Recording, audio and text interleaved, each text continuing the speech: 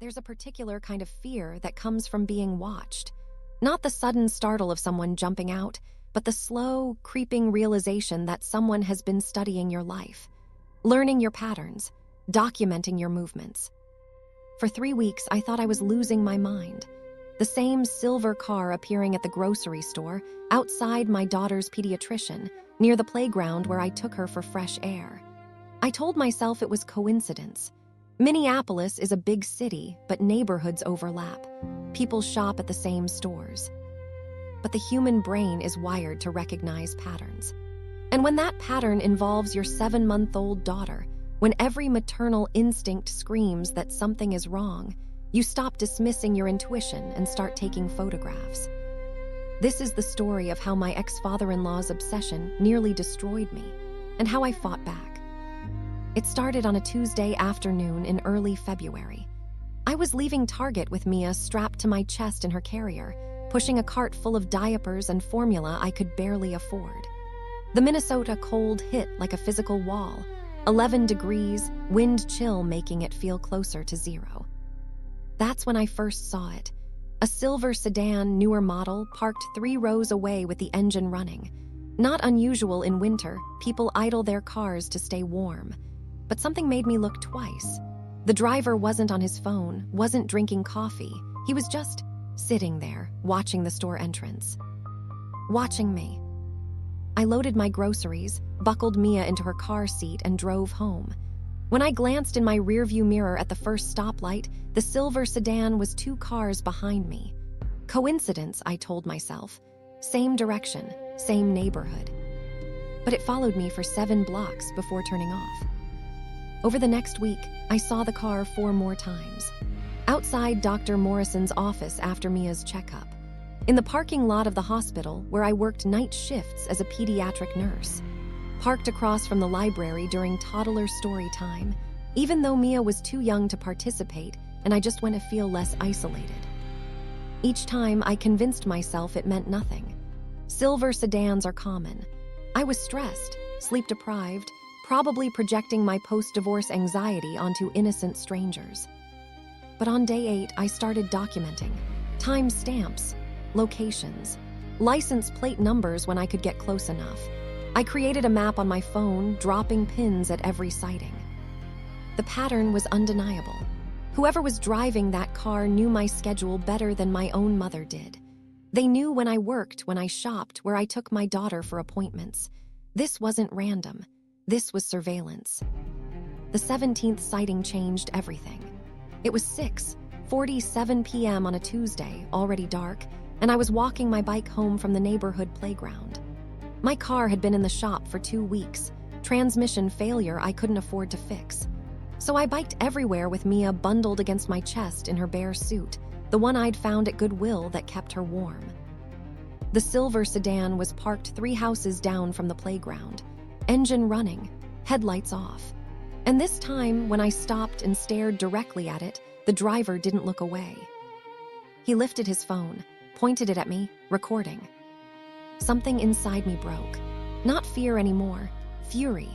Pure, maternal rage at whoever thought they had the right to document my struggle, to film my daughter without permission, to turn my life into their evidence. I started walking straight toward the car, my grip tightening on the bicycle handlebars. As I got closer, the streetlight illuminated his face through the windshield. Gray hair, neatly trimmed beard, expensive jacket, features I'd tried to forget for 6 months. Richard Holloway, my ex-husband's father. The man who'd testified in family court that I was emotionally unstable. Who'd told the judge I couldn't provide a stable home environment. Who'd smiled at me across the courtroom while his son's lawyer systematically dismantled my character, my finances, my worthiness as a mother. He'd won that first round.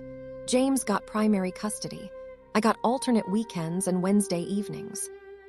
But I'd fought back, filed an appeal, got a better lawyer through a nonprofit.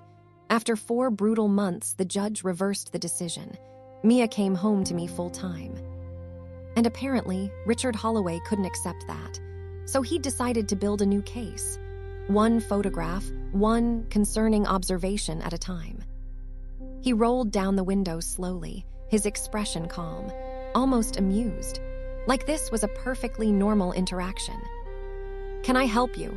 His voice was measured, the same tone he'd used on the witness stand. "You can stop following me. I'm parked on a public street. I have every right to be here." I held up my phone, showing him the map with 17 pins. "You've been outside my apartment, my workplace, her daycare. That's not coincidence. That's intentional surveillance. I'm concerned about my granddaughter's welfare." He gestured at my bike, at Mia bundled against my chest. "You're transporting an infant on a bicycle in dangerous conditions. That's neglectful." "She's properly secured. We're going 6 blocks. To an apartment you can barely afford.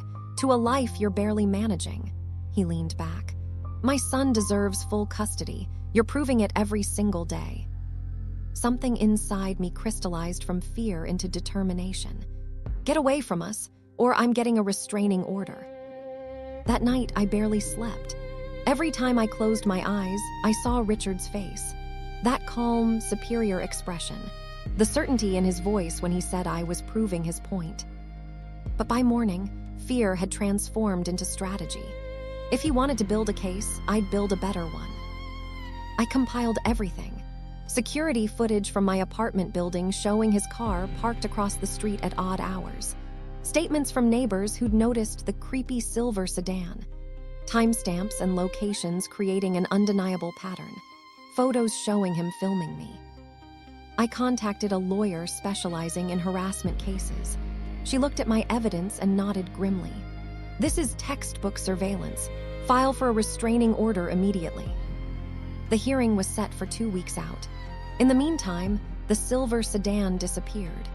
His lawyer had probably warned him to back off while the case was pending. But I knew Richard Holloway. Men like him don't give up. They just change tactics. The courtroom was cold despite the heating system running.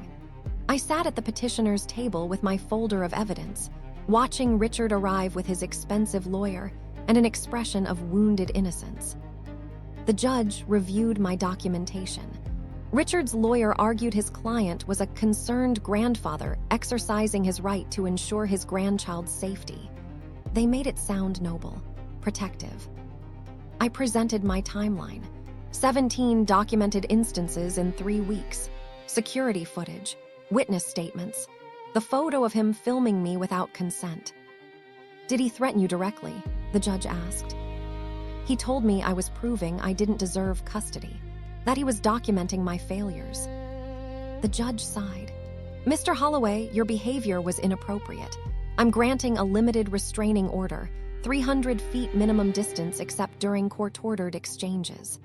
No surveillance, no filming. Violation means contempt charges."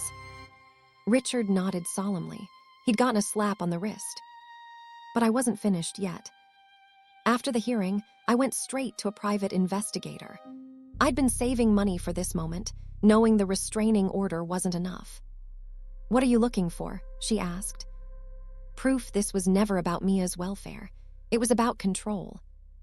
It took her 8 days. She found email chains between Richard and James, dozens of messages coordinating strategy during the custody battle. Richard had paid a private investigator $15,000 to document my inadequate lifestyle during the original proceedings. Those reports were submitted anonymously to James's lawyer. But the most damaging evidence was text messages between Richard and his wife. "We'll get custody eventually. Nicole will crack under pressure. She's not strong enough for this fight." This wasn't grandparental concern. This was a calculated campaign to break me psychologically and take my child. I filed a motion to modify the custody arrangement, submitting every email, every text, every receipt showing their coordination. The second hearing was different. The judge read every email, every text message, every piece of evidence showing the Holloways' coordinated effort to document my failures and separate me from my daughter.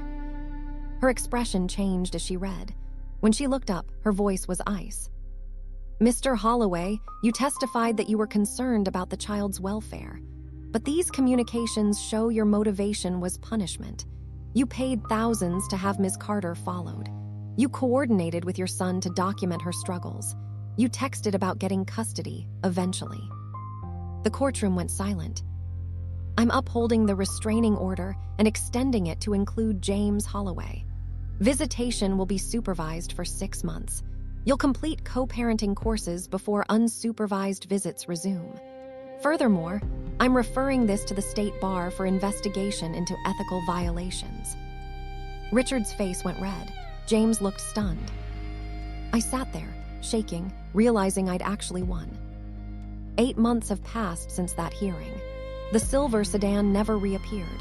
James barely speaks during supervised exchanges. Richard hasn't attempted contact. Mia is 14 months old now. Walking, babbling, laughing. She has no memory of any of this. She'll never know what her mother fought through to keep her safe. I fixed my car, got promoted at work, moved to a better apartment with a second bedroom. The bike sits in my garage now, not because I have to use it, but because I choose to sometimes. Because I can. Because I'm not desperate anymore. The Holloways wanted to prove I was unstable. Instead, they proved I was unbreakable. Their surveillance, their legal warfare, their attempts to document my failures, it all just made me stronger. I still check my mirrors, still document my life. Not from paranoia, but preparation. Because if they ever try again, they'll discover what a mother is capable of when protecting her child. This story isn't just about surveillance or custody battles. It's about the moment you realize that the people who should protect you are sometimes the ones you need protection from. It's about recognizing that wealth and social status don't grant anyone the right to control your life or threaten your family. The Holloways had money, lawyers, and social connections. I had determination, documentation, and the truth. In the end, that was enough. To anyone reading this who feels watched, controlled, or manipulated by people with more power, document everything. Trust your instincts. Find your advocates. The system isn't always fair, but it can work when you present undeniable evidence. And remember, being a good parent isn't about having money or owning a home or driving the newest car. It's about showing up, fighting back, protecting your child with everything you have. That's what makes you worthy. That's what makes you strong.